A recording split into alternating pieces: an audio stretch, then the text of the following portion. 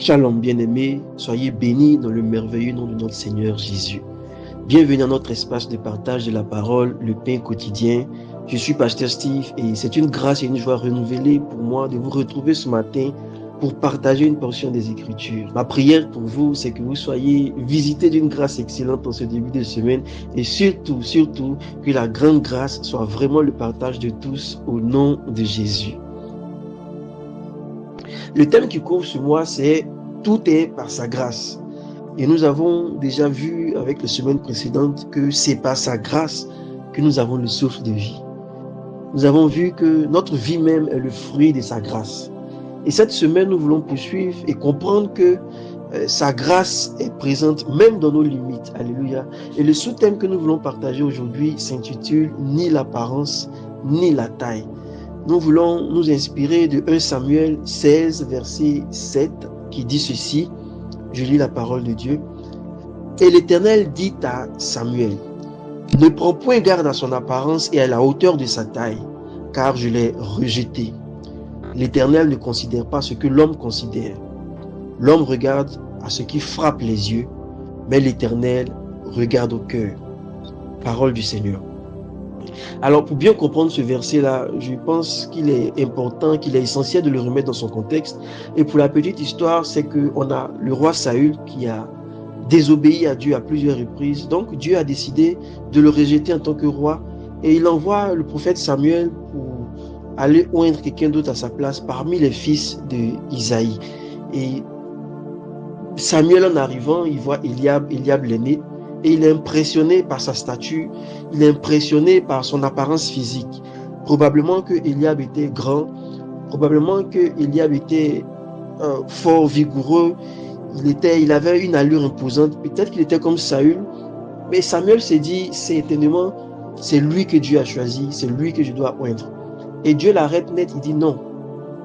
Donc Dieu arrête Samuel, et Dieu veut nous arrêter aujourd'hui, il veut nous donner en fait une leçon sur lui, il veut nous donner une leçon sur nous-mêmes aussi. Bien aimé, ce verset-là vient pour tout de suite remettre en cause notre manière de penser. Il vient présenter deux manières de voir le monde. La première, c'est la perspective humaine. Et la deuxième manière, c'est la perspective divine. Alléluia. Alors, c'est quoi la perspective humaine? C'est en fait la manière dont l'homme voit le monde, la manière dont l'homme regarde le monde. Et le verset nous dit que l'homme regarde à ce qui frappe aux yeux. Et on peut le constater, nous vivons dans un monde où tout est fait pour capter notre regard, tout est fait pour captiver notre attention. Et nous jugeons très souvent les choses, les gens sur les apparences. Nous considérons la beauté, nous considérons la réussite sociale, nous considérons la force. Et nous aimons la façade, alléluia. Et nous aimons ce qui brille. C'est ce qui est grand, qui nous frappe, qui nous marque, ce qui impressionne. Or, ces choses-là, elles frappent certes Dieu, mais elles sont superficielles et elles peuvent nous tromper aussi. Donc ça, c'est le regard humain, c'est la perspective humaine, comment l'homme voit le monde. Et là, il y a une leçon que nous devons tirer, c'est que tout de suite, Dieu nous fait comprendre que nos critères ne sont pas ses critères. Alléluia. Ce qui peut être grand, ce qui peut être majestueux, saint, propre à nos yeux, peut être sale, peut être vide aux yeux de Dieu. Donc, bien aimés, ne nous laissons pas, en fait, tromper par les apparences.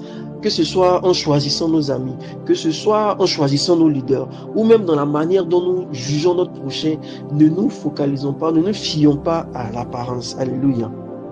Et la deuxième chose, c'est que l'Éternel regarde au cœur. Là, on parle de la perspective divine. L'Éternel regarde au cœur.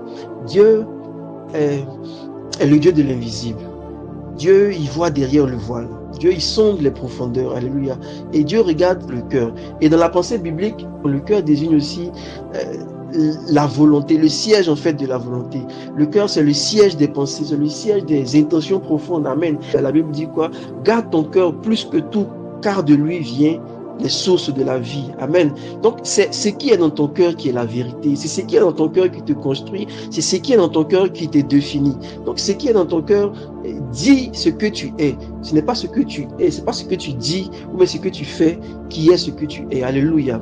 Donc Dieu regarde le caractère, Dieu regarde l'intégrité, il regarde la foi, Dieu regarde l'humilité, mais l'amour en fait qui est dans le cœur, l'amour que nous avons pour lui. C'est ce que Dieu regarde. Donc ne pensons pas que Dieu se laisse impressionner par l'habillage, par ce que nous lui présentons bien, par le vernis spirituel que nous mettons, comme Dr. Franck aime le dire. Dieu examine en fait l'intérieur, le contenu. Alléluia. Et c'est ce qu'il voit en fait dans le cœur de David quand il choisit David, que Samuel même n'avait même pas envisagé, mais c'est lui que Dieu a choisi. Alléluia. Mais c'est son cœur, c'est ce qu'il a dans son cœur qu'il a qualifié en fait comme un homme selon le cœur de Dieu. Alléluia. Alors, qu'est-ce que Dieu voit, bien-aimé, quand il te regarde? Qu'est-ce que Dieu voit quand il regarde ton cœur aujourd'hui?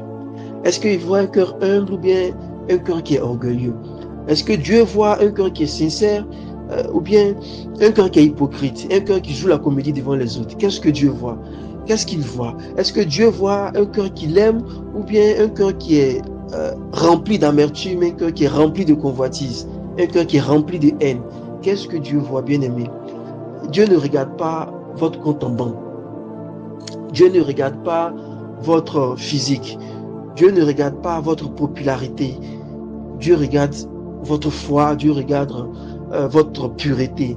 Dieu ne regarde pas votre sourire que vous faites le dimanche. Non, Dieu regarde votre sourire, mais votre visage de lundi matin. Ce que vous faites, alléluia, quand personne ne regarde, quand personne ne contrôle, c'est ce que Dieu voit, parce que c'est ce que vous êtes réellement. Alléluia. Alors, quelle leçon est-ce que nous pouvons tirer de ce verset, de ce passage?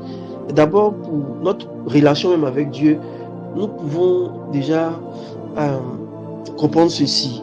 Parfois, nous pensons que nous devons paraître parfaits devant Dieu.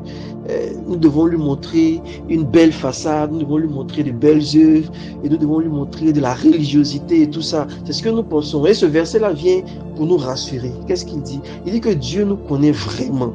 Au-delà de ce que nous pouvons penser, Dieu nous connaît. Dieu, il voit nos luttes intérieures. Dieu, il voit nos vraies motivations. Il voit nos ambitions. Dieu, il voit notre désir sincère. Et c'est ce cœur-là qui l'intéresse. Et ce que nous pouvons retenir, premièrement, donc, c'est que nous ne pouvons pas tromper Dieu.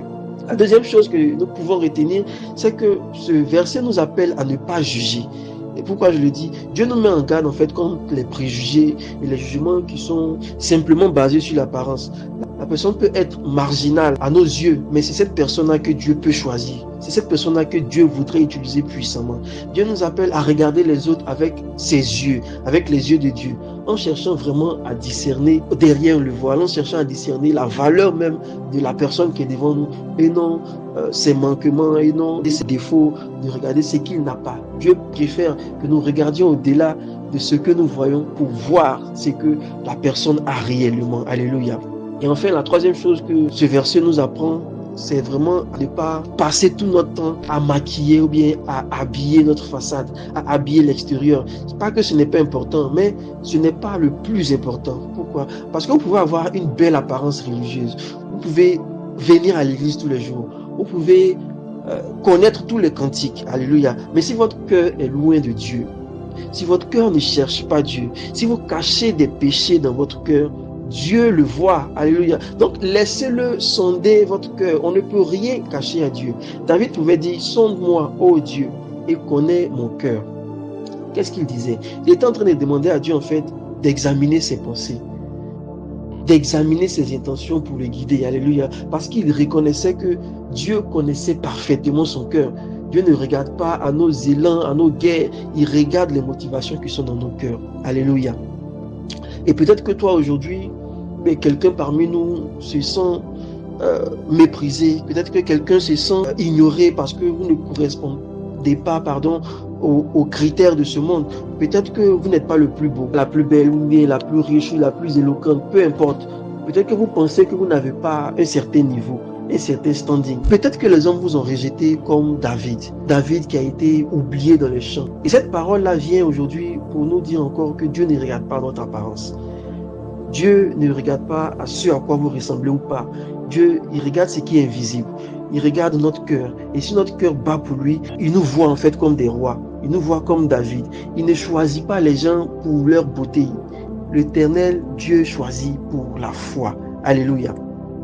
Ce que donc nous pouvons retenir de ce verset, de ce passage-là, pour terminer, c'est que Dieu valorise en fait ce qui est intérieur. Il vient valoriser l'intégrité intérieure plutôt que l'image que nous pouvons montrer, que l'image extérieure. C'est vraiment en fait un appel à l'humilité et à la grâce aussi dans la manière, mais dans notre regard sur les autres. Alléluia. En reconnaissant vraiment que Dieu seul connaît véritablement les cœurs et que sa grâce dépasse tous nos critères de jugement. Ma prière pour vous ce matin, ma prière pour moi aussi, c'est que Dieu nous donne son regard, que Dieu nous donne ses yeux, qu'il nous apprenne à ne pas juger sur les apparences et surtout qu'il purifie nos cœurs, parce que c'est de là que viennent les sources de la vie, qu'il purifie nos cœurs parce que c'est là qu'il regarde en premier. Alléluia. Dieu bénisse votre semaine. Excellente journée. Shalom chez vous.